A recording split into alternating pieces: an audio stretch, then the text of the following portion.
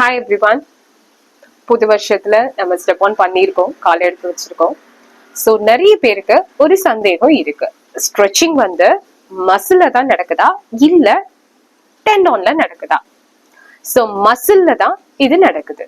ஏன் அப்படின்னு பாத்தீங்கன்னா, மசில் அப்படின்றது ஒரு எலாஸ்டிக்கான ஒரு நேச்சர் கொண்டது. ஸோ இது ரொம்ப சிம்பிளா சொல்ல போனா, நீங்க ரப்பர் பேண்ட் யூஸ் பண்ணிருப்பீங்க இல்லையா, அந்த ரப்பர் பேண்டை புல் பண்ணா என்ன ஆகுது, திரும்பி அதோட ஒரிஜினல் ஸ்டேட்டுக்கு வந்துருது. இழுத்து விட்டோம்னா மறுபடியும் அதே ஸ்டேட்டுக்கு வந்துருது.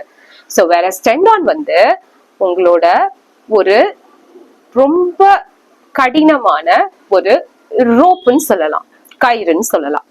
ஸோ இந்த கயிறை நம்ம புல் பண்ணோம்னா ஸ்ட்ரெச் ஆகுமா? ஆகாது. பட் ரொம்பவே ஃபோர்ஸ்ஃபுல்லா ஸ்ட்ரெச் பண்ணா என்ன ஆகும், ரொம்ப ஃபோர்ஸ்ஃபுல்லா நீங்க ரொம்ப எக்ஸ்டென்சிவா வந்து புல் பண்ணா இட் வில் காஸ் டேர். அது உடனே வந்து ஃபுல்லா பிரேக் ஆகாது, கொஞ்சம் கொஞ்சமா பிரேக் ஆகும். அததான் நம்ம மைக்ரோ டேர், அதாவது நுண்ணிய ஒரு ஒரு கிழிஞ்சல்னு சொல்லலாம் மைக்ரோ டேர். ஓகேவா? சோ ஸ்ட்ரெச்சிங் வந்து பண்றச்ச எப்படி பண்ணணும் அப்படின்னு பாத்தீங்கன்னா, நம்மளோட த்ரெஷோல்ட் லெவலுக்கு மேல போக கூடாது. சோ வித்தின் த லிமிட்ஸ்லயே பண்ணோம்னா நமக்கு அந்த மசிலோட லென்த்தன் நல்லாவே எக்ஸ்பேண்ட் ஆகும். இந்த ஆஸ் வெல் அஸ் அதோட full credit of attainability of flexibility நமக்கு கிடைக்கும்.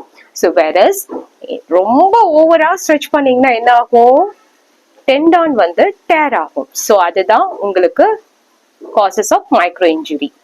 ஸோ இதை ப்ரிவென்ஷன் பண்றதுக்கு நீங்க ஸ்ட்ரெச்சஸ் பண்ணும்போது ரொம்ப கவனமா இருங்க.